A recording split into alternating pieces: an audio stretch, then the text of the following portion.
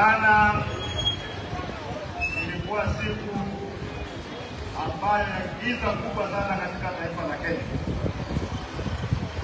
Tulipoteza yule ambaye wakati mmoja alikuwa waziri mkuu wa taifa la Kenya. Kama kuna mtu yeyote ambaye wale watu ambao wako hai wanatakana kutambua, isipokuwa wale ambao walipigania uhuru wakafukuza mzungu, yule mtu ambaye amefanya taifa la Kenya kuwa vile lilivyo sahihi ni Raila Amolo Odinga.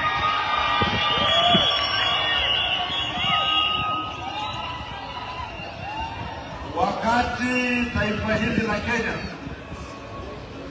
lilikuwa limefinywa sana na utawala dhalimu wa Mzee Moi, wakati ambapo watu walikuwa wanaongea wakinong'onezana, wakati ambao kuonekana na watu wengine ilikuwa na hatia katika taifa la Kenya, wakati ambapo sheria ilikuwa inawekwa kwamba unaweza kushikwa saa 12 asubuhi na upate maji na kungojea na kesi yako ifanyike kwa dakika 10 na ufungwe, Raila akishirikiana na wengine walisema enough is enough, na wakaambia Mzee Moi kwamba lazima mabadiliko yakuja. Na wakati alifanya hivyo, yeye alishikwa, alikamatwa, akakuwa detained without trial, alikaa korokoroni karibu miaka 9. Na wakati alitoka tena walijaribu kumshika, akatoroshwa, akaenda kujificha kule Norway. Miaka 9 bibi yake hakumwona, watoto wake hawakumwona, kwa sababu alikuwa anapigania mpendo wa taifa la Kenya. Kwa hivyo sisi sahihi, Wakenya wenzangu na wapendwa wa Tanzania, wacha tukumbuke Raila kwa mambo mazuri ambayo alitufanyia. Tunaweza kuwa tunaongea hivi, tunakutana hapa hivi, wale vijana labda wadogo hawaelewi hii taifa ya Kenya ilikuwa uwezo wa kuongea watu watatu kama hujapata permit ya polisi, na wakati mwingine ukipata mkutano kama ukianza kuongea wanakunyang'anya microphone. Mimi nashukuru na nakukumbusha watu wetu kwamba kazi bado iko inaendelea, maana ile tabia ambayo ilikuwa ya Moi inaanza kurudi kwa taifa la Kenya.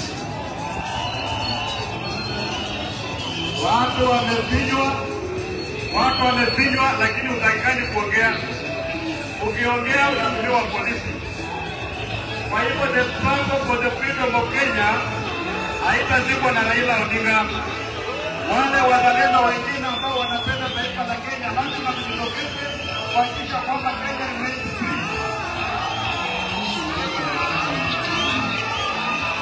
Huwezi kuangamiza watu forever. Kwa hivyo wengine wanaanza kujifanya wazuri wa Raila, sio?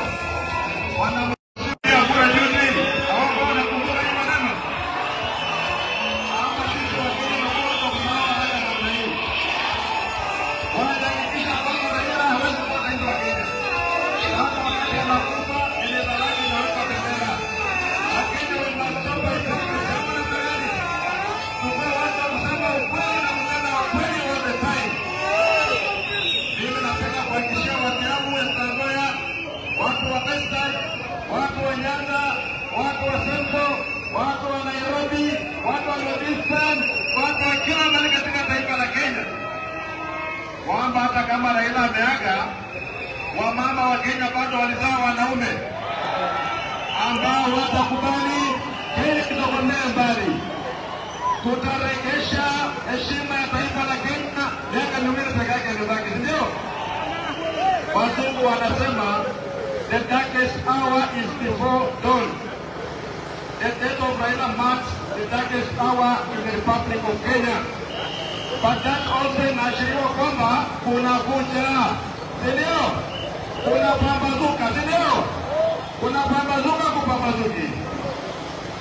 Kenya is in good hands. Kwa hivyo hata wakati tunaomboleza kifo cha Raila Odinga, tufanye hivyo kwa amani. Ama namna gani? Tusigombane, tusizozane, siku yake ya kwake imefika, ameenda kwa Mwenyezi Mungu, ndio?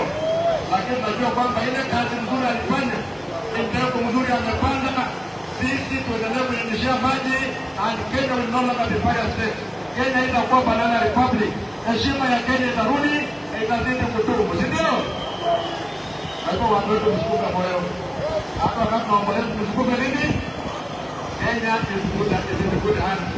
Kwa hivyo ningependa kuchukua nafasi hii kusema kwamba kitabu kiko hapa, ule muandike, weke rambirambi zenu, na wale ambao wako tayari kwenda kumzika Raila Odinga Jumapili. Sisi tutaweka mipango, si ndio? Tutaweka mabasi ipeleke watu wetu wapi? Bondo. Ama namna gani? Lakini mimi nitatangulia kule Jumamosi nipeleke matunda yangu huko. Ama namna gani? Maana wakati wa baba kijana alikufa, Raila alikuja hapa. Akaleta mandume, akaomboleza, akaenda, si ndio? Jumamosi ni nafasi yangu mimi na kwenda pale Bondo, kwenda kurudisha mkono. Kwa hivyo Mwenyezi Mungu aiweke roho ya Raila Amolo Odinga mahali pema kule mbinguni. Asanteni sana, Mwenyezi Mungu awabariki.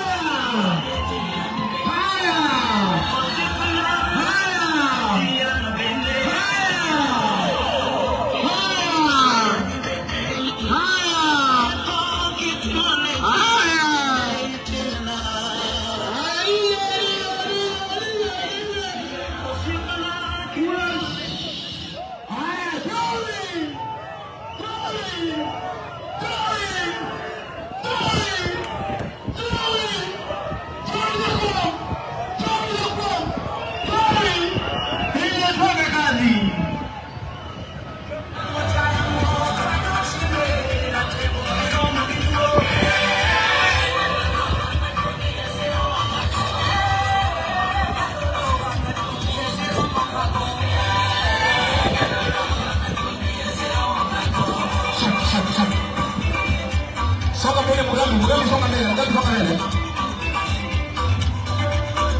Mugabe national anthem East Africa anthem Mugabe. Mugabe national anthem East Africa anthem Mugabe. Weka national anthem East Africa tayari. Haya. Karibu Mheshimiwa Gavana.